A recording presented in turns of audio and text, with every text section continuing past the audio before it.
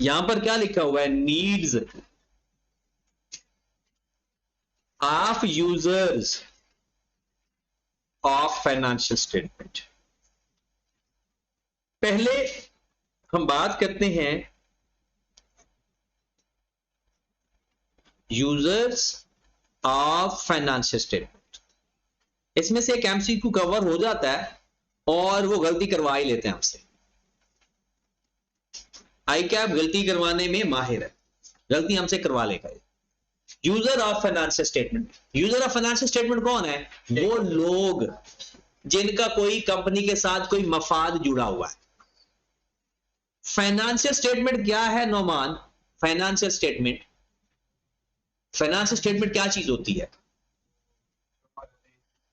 एक मिनट, नुमान को बताना था, वो कहता है मुझे सारा आता है। हाँ ठीक है, सही बता रहे हो। फाइनेंशियल स्टेटमेंट क्या होती है? फाइनेंशियल स्टेटमेंट कहते हैं किसी भी कंपनी की फाइनेंशियल पोजीशन बताना और फाइनेंशियल परफॉर्मेंस बताना, मतलब SOFP और SOCI। अब थोड़ा सोचो तो सही, SOFP के अंदर क्या होता है? किसी भी कंपनी के एसेट्स और लायबिलिटीज का रिकॉर्ड होता है, और SOPL के अंदर इनकम और एक्सपेंस का होता है। ये बाहर का बंदा क्यों देखना चाहता है कि इस कंपनी के एसेट्स कितने हैं, इस कंपनी की लायबिलिटीज कितनी है? क्योंकि उसका कोई मफाद जुड़ा हुआ है। वो है कौन कौन? सबसे बड़ा मफाद बंदा वाला किसका है? जो मालिक है। पूरे क्या बोलते हैं? इन्वेस्टर्स या शेयर होल्डर्स। इन्वेस्टर या शेयर होल्डर। थोड़ा सा कंपनी के बारे में अंदाजा है?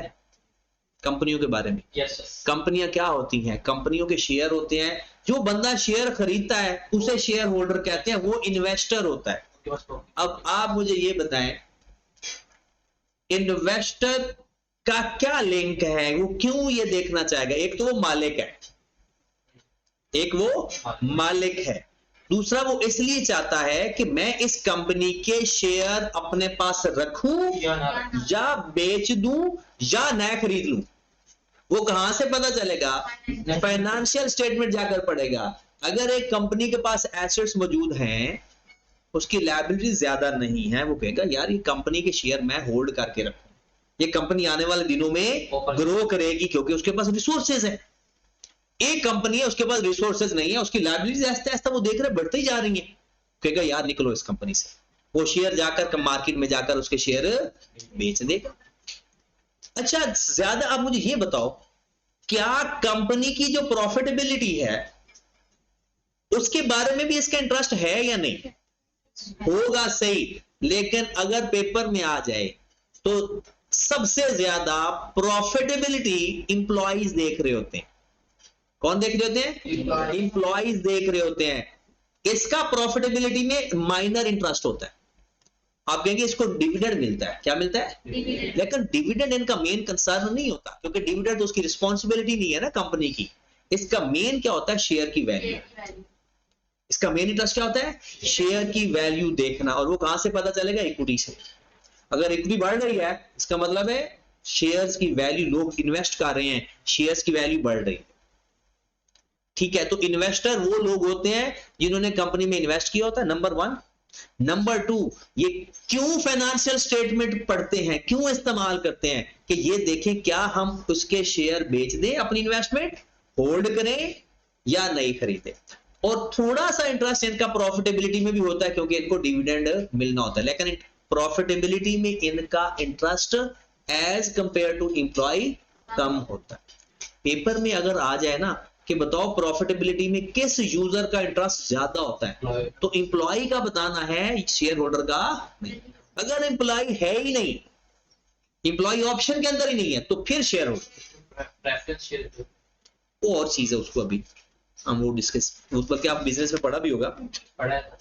हाँ, उसको रहने दें। हाँ जी, देखिए लिखा हुआ है इन्वेस्टर नीड इंफॉर्मेशन। इन्वेस्टर को जरूरत होती है फाइनेंशियल स्टेटमेंट से क्या information? To assess whether to buy, hold या sell investment in the business. कि वो इन्वेस्टमेंट होल्ड करे, खरीद दे, बेच दे या और इन्वेस्टमेंट कर दे। Financial statement also give some indication of ability of a company to pay dividend to shareholder out of क्या लिखा हुआ है, some indication of, वो ये भी वो कहता है कि फाइनेंशियल स्टेटमेंट से हमें ये भी पता चलेगा कि कितना डिविडेंड पे हो रहा है। Number 1 investor, number 2 lenders. अब ये लेंडर्स होते कौन है? जो शेयर होल्डर दे रहा है ना पैसा, वो तो इक्विटी हुआ, वो इन्वेस्टर बन गया। जो लोन दे रहा है ना वो लेंडर होता है, जो लोन दे रहा है, क्रेडिटर नहीं।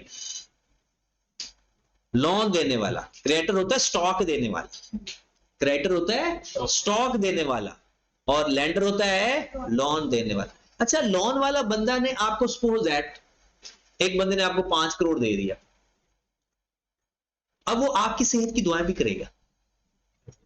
एक बंदे ने आपको 5 करोड़ दिया है उधार पे, वो आपकी सेहत की दुआ भी करेगा और आपके बिजनेस के बढ़ने फंड की भी दुआएं करेगा। कि दुआएं से मुराद ये है कि वो चाहेगा कि यार ये बिजनेस बंद ना हो। अब मेन क्या है, जो लोन देते हैं ना वापस ना मोस्टली इंस्टॉलमेंट में पैसे लेता है। जो लोन की ओरिजिनल अमाउंट वापस होनी होती है ना उसे क्या बोलते हैं, प्रिंसिपल अमाउंट। और जो ऊपर वो लेना चाहता होता है उसे बोलते हैं इंटरेस्ट या मार्कअप। अब लेंडर फाइनेंशियल स्टेटमेंट इसलिए देखते हैं, आपको पता है फाइनेंशियल स्टेटमेंट कहीं लोन या इंटरेस्ट आ रहा होता है या नहीं? फाइनेंशियल स्टेटमेंट में लोन की हेडिंग या कहीं इंटरेस्ट की हेडिंग? लोन की आ रही होती है, लोन की आ रही होती है नॉन करंट लायबिलिटी में। और फाइनेंस कॉस्ट किसे कहते हो? इंटरेस्ट को। मैं फाइनेंशियल स्टेटमेंट पूछ, अब वहां से इसको पता चल जाएगा कि अच्छा इसका इंटरेस्ट सालाना बंद कितना रहा है और ये पे कर भी रहा है या नहीं। तो इसलिए ये फाइनेंशियल स्टेटमेंट पढ़ता है कि जब ये अमाउंट्स ड्यू होती हैं, अमाउंट्स पेएबल डेट आती है, वेदर दे पे आर नॉट, कि कंपनी वो इंटरेस्ट और प्रिंसिपल अमाउंट जब ड्यू होती है वो पे कर भी पाता है या सर मुझे इंटरेस्ट दे रहा था तो प्रिंसिपल अमाउंट भी कम हो। हाँ, प्रिंसिपल भी अमाउंट कम हो रही थी, इंटरेस्ट के साथ प्रिंसिपल नहीं कम होगा। मिसाल के तौर पर वो प्रिंसिपल अमाउंट पे करेगा तो लोन कम हो रहा होगा, जैसे बैंक से हम लोन लेते हैं, हाँ उसकी इंस्टॉलमेंट देते हैं, उसके अंदर प्रिंसिपल अमाउंट भी कम हो रही होती है और इंटरेस्ट अमाउंट भी पे हो रही होती है। सप्लायर या क्रेडिटर्स या अकाउंट पेएबल, नाम बोलते हैं सप्लायर। सप्लायर वो लोग होते हैं जो हमें गुड्स प्रोवाइड कर रहे होते हैं। सप्लायर कौन लोग होते हैं? जो हमें गुड्स खिलाएगा। अब उनका हमारे साथ कोई ताल्लुक है भाई, वो उनका उसमें पैसे लेने हैं, वो ये सोचेगा अच्छा मैं इसको कितने टाइम के लिए उधार दूं, क्या ये जब उधार के पैसे की डेट आएगी क्या ये दे भी पाएगा या नहीं। ये सारी फाइनेंशियल स्टेटमेंट से पता चल जाएगा। कैसे पता चलेगा? एक बंदा है उसके क्रेडिटर्स मेंटेन है या बढ़ रहे हैं, इसका मतलब है वो अपनी लायबिलिटी नहीं पे कर रहा। अगर उसके क्रेडिटर कम हो रहे हैं, मिसाल के तौर पर ऊपर आपकी सेल कम हो रही है, नीचे अकाउंट पेएबल बढ़ रहे हैं, इसका मतलब है ये काम खराब है, ये उधार पे स्टॉक खरीदी जा रहा है या पे ही नहीं कर रहा। सेल तो उसकी हो नहीं रही, सेल तो पहले से कम हो रही है, लिमिट से ज्यादा क्रेडिट है, लिमिट से ज्यादा क्रेडिट ले रहा है। तो जब हम देंगे क्रेडिट, पहले बात ये है कि अपने सप्लायर को ये पेमेंट करता है या, क्योंकि हमने एग्जिस्टिंग यूजर को देखना है या पोटेंशियल यूजर को भी देखना है, दोनों को देख, जो हमारे पहले से मौजूद है उनका उनके साथ क्या बीत रही है और जो आने वाले हैं उनके साथ क्या बीतनी है। तो वो फाइनेंशियल स्टेटमेंट पढ़ेंगे और उनसे उनको पता चल जाएगा कि हमारे साथ उन्होंने डील करना है या नहीं करना। उसके बाद है कस्टमर। कस्टमर सबसे पहले, कस्टमर वो बंदा है जिसने हमसे चीज खरीदनी है, वो कहता है मैं कब तक चीज खरीद सकता हूं, लॉन्ग एसोसिएशन देखता है, कब तक मैं इनके साथ रह सकता हूं, ये मुझे चीजें देते दे, वो क्रेडिट टर्म्स देखता है। क्रेडिटर वो ये भी देखेगा ना कि यार ये कोई डिस्काउंट वगैरह भी देते हैं या नहीं। अच्छा सपोज दैट आप कस्टमर हो, नए नए कस्टमर हो, एक गाड़ियों की कंपनी है और आपने भी गाड़ियों का अपना शोरूम बनाया है, ठीक है। जी।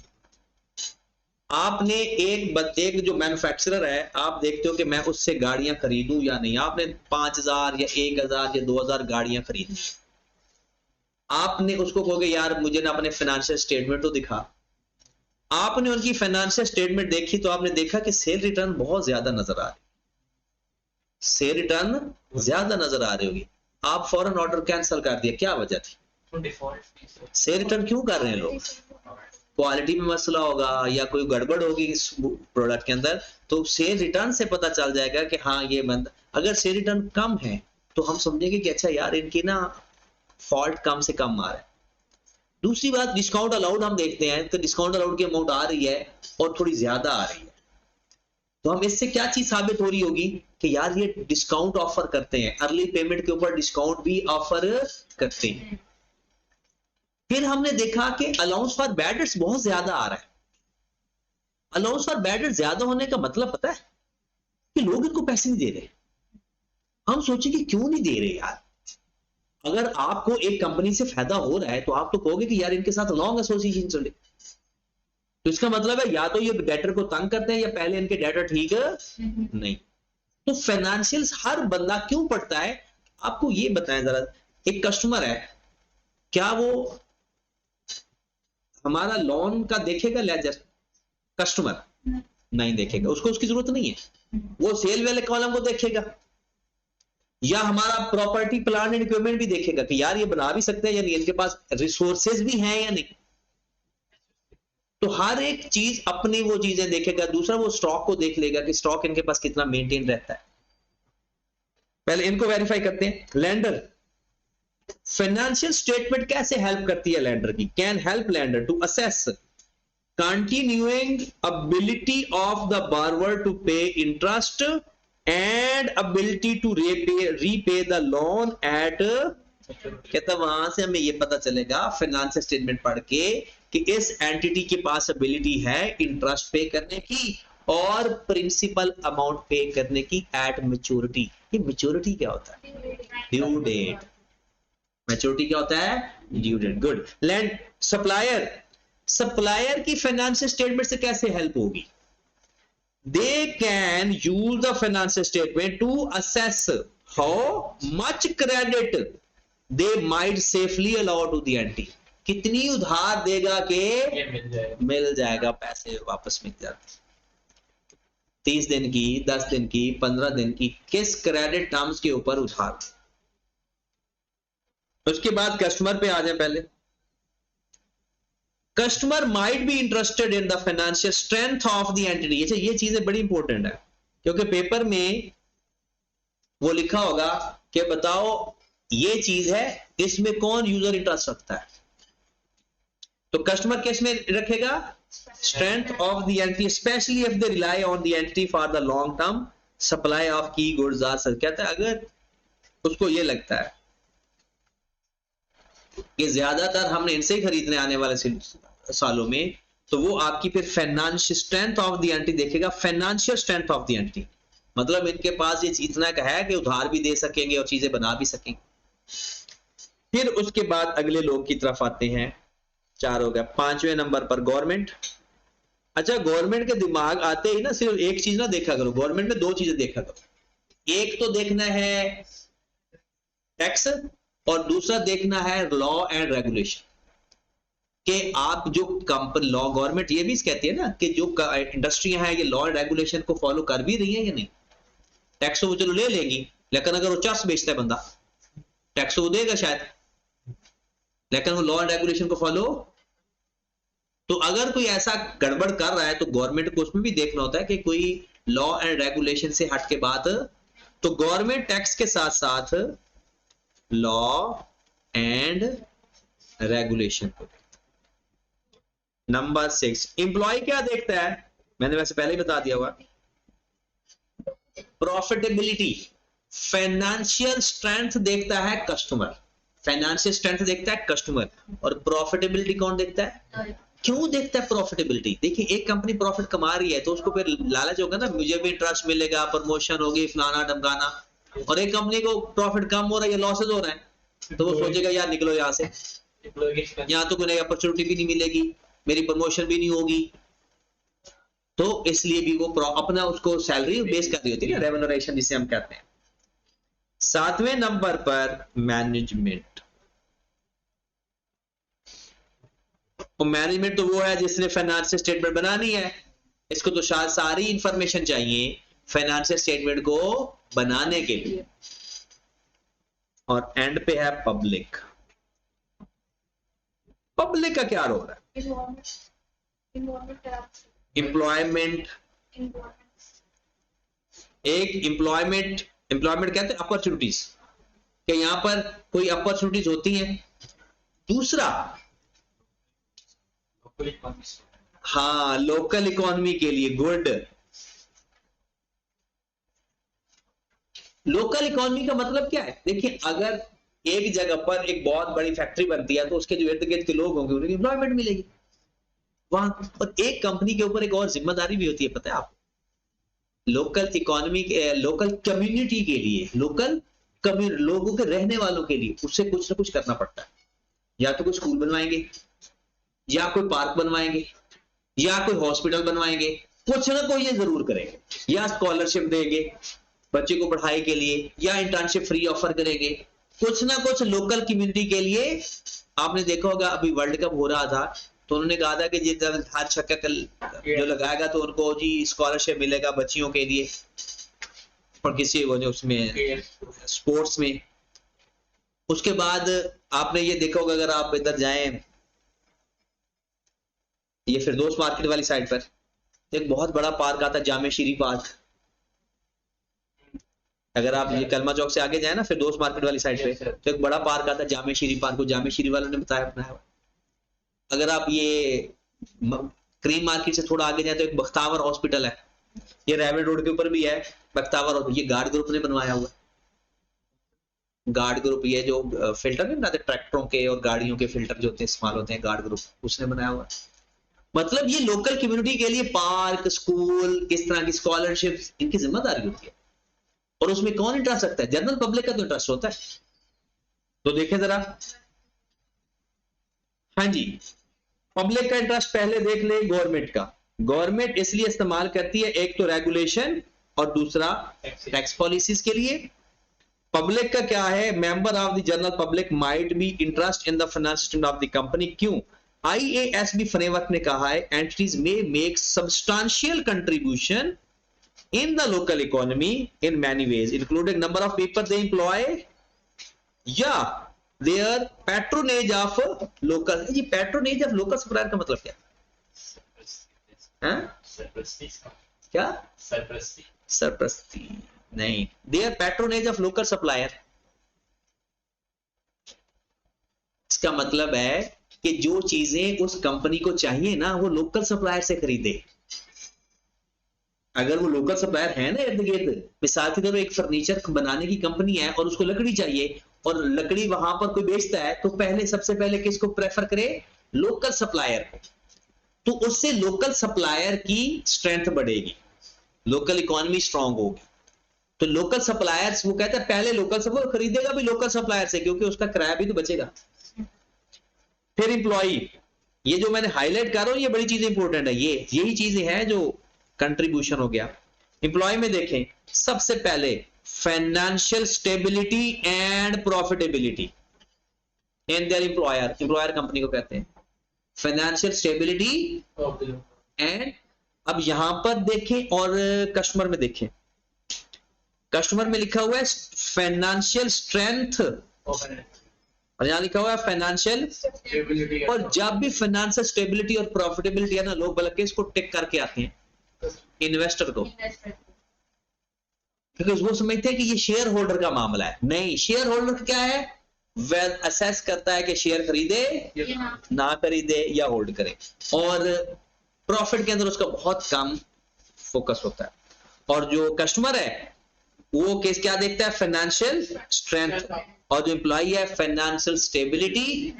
क्यों करता है ऐसा? वो कहता है employee reach view the ability to employer to pay higher wages to provide major job opportunities in the future. Manager तो इसलिए करते हैं ना क्योंकि उन्होंने बनानी होती। ठीक होगी बात। उसके बाद ये हमने पढ़ लिया हुआ है जी, double entry book keeping rules of debit and credit. Yes. और डेबिट होता है, क्रेडिट होता है, लेफ्ट साइड को डेबिट कहते हैं, राइट साइड को क्रेडिट कहते हैं। डेबिट में मेन 3 चीजें आती हैं, एसेट, एक्सपेंस और ड्राइंग। और क्रेडिट में 3 चीजें आती हैं, लायबिलिटी, इनकम और इक्विटी या एसेट बढ़े, मतलब ये चीजें बढ़े तो डेबिट, कम हो तो, और ये चीजें बढ़े तो डेबिट, कम हो तो ये एक एक लाइन को बड़े ध्यान से पढ़ना है। कोई लफ्ज की समझ न लगे तो कल डिस्कस करना है। तो कल हम इंशाल्लाह इसके अकाउंटिंग कॉन्सेप्ट सीखेंगे, ठीक है। तो कल, और इसके ये कर भी लेना कंप्लीट, ये डेबिट क्रेडिट भी कर लेना। तो आज जितना भी हमने पढ़ा है, कहां से पढ़ा भला? बेसिक टर्म से लेकर ना, अकाउंटिंग टर्म्स से लेकर वहां से शुरू करना है और ये चैप्टर कंप्लीट करना है। इसके पीछे अकाउंटिंग कॉन्सेप्ट रहेंगे कल के लेक्चर में इंशाल्लाह।